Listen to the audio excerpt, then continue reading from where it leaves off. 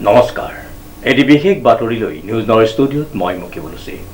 পোন প্ৰথমবাৰৰ বাবে ৩১ নং মধ্য চাৰিগাঁও গাঁও পঞ্চায়ত দখল কৰিলে বিজেপিয়ে নিউজ নৰ এক বিশেষ প্ৰতিবেদন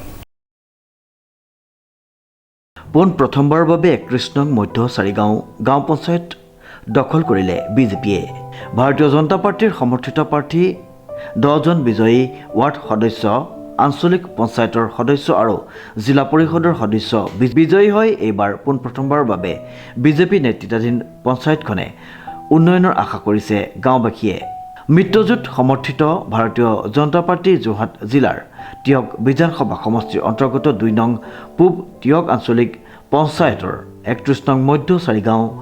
গাঁও পঞ্চায়তৰ আঞ্চলিক সদস্য বুবুল চন্দ্ৰ দত্তই নিৰ্বাচনত বিজয়ী হৈ আগন্তুক দিনত ৰাইজক সেৱা কৰাৰ উদ্দেশ্যে মত প্ৰকাশ কৰি এনেদৰে মন্তব্য প্ৰকাশ কৰে। নমস্কাৰ, মোৰ নাম বুবুল চন্দ্ৰ দত্ত। মই এইবাৰ 31 নং মধ্য চাৰিগাঁও গাঁও পঞ্চায়তৰ 2 নং পূব টিয়ক আঞ্চলিকৰ অন্তৰ্গত মই 31 নং মধ্য চাৰিগাঁও গাঁও পঞ্চায়ত আঞ্চলিক সদস্য হিচাপে প্ৰাৰ্থীটো আগবঢ়াইছিলোঁ আৰু এইবাৰ বিশেষভাৱে আগন্তুক পঞ্চায়ত নিৰ্বাচনত মই এজন আঞ্চলিক সদস্য প্ৰাৰ্থী হিচাপে বিপুল ভোটত জয়লাভ কৰিছোঁ আৰু এই জয়লাভ প্ৰকাশ কৰাৰ ক্ষেত্ৰত এটাই মই ভাবিছোঁ যে সততা আৰু নিষ্ঠা সহকাৰে যদি কাম কৰা যায় তেতিয়াহ'লে ৰাইজৰ আস্থাভাজন হ'ব পাৰি আৰু ৰাইজৰ আস্থাভাজন হৈ বা সামাজিক দায়বদ্ধতা থকা এজন যুৱক হিচাপে মই বা ৰাইজৰ মৰম আৰু সদিচ্ছাত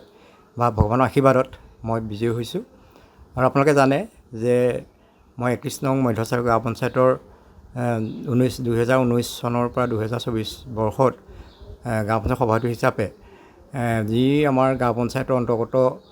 গাঁওসমূহ আছিল 28খন গাঁও, সেই 28খন গাঁৱত সততা নিষ্ঠা সহকাৰে প্ৰতিটো আঁচনি দিয়াৰ ক্ষেত্ৰত সাধ্যনিশা আমি চেষ্টা কৰিছিলোঁ আৰু যিবিলাক চৰকাৰী আঁচনি আছিল আঁচনিসমূহ মই সমবিতৰণ ব্যৱস্থাৰে পঞ্চায়তখনত কোনো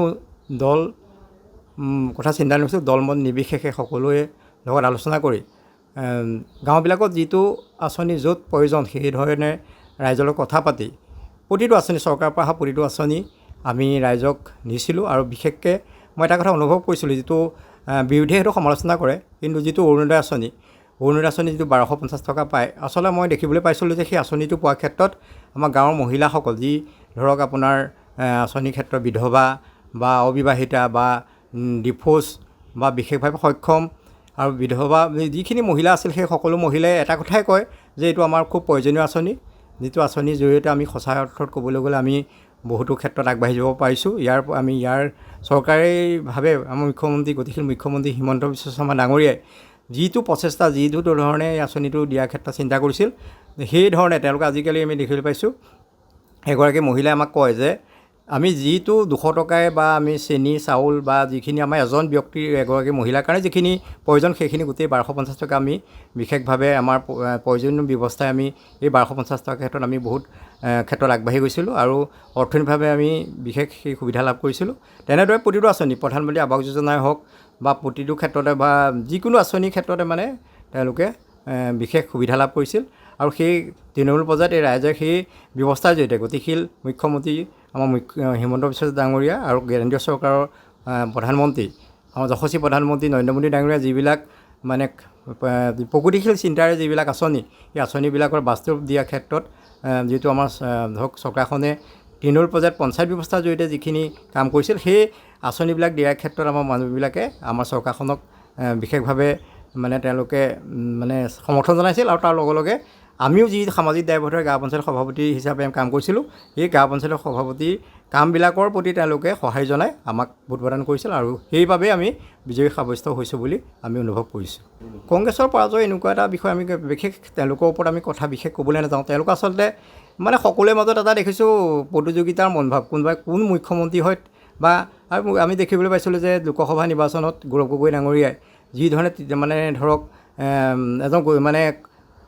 কথা কৈ মানুহক আচলতে ভুলাবলৈ গৈছিল, কিন্তু আমাৰ এটা কথা জানো কথাই নহয় বন্ধু কামেৰে পৰিচয়, যে কথা ক'লে নহ'ব আজি কামেৰে পৰিচয় দিব লাগিব। তেওঁ দেখিবলৈ পাইছিল আজি তেওঁ ধৰক আজি সাংসদ ইমান দিন হৈ গ'ল, কিন্তু আপুনি চাওকচোন কোন অঞ্চলত কি কাম কৰিছে আমি দেখিবলৈ পাইছোঁ, কোনো অঞ্চলত কাম কৰিব পৰা নাই। কিন্তু আমাৰ মুখ্যমন্ত্ৰী মহোদয়ে আমাৰ টিয়ক সমষ্টিৰ কাৰণে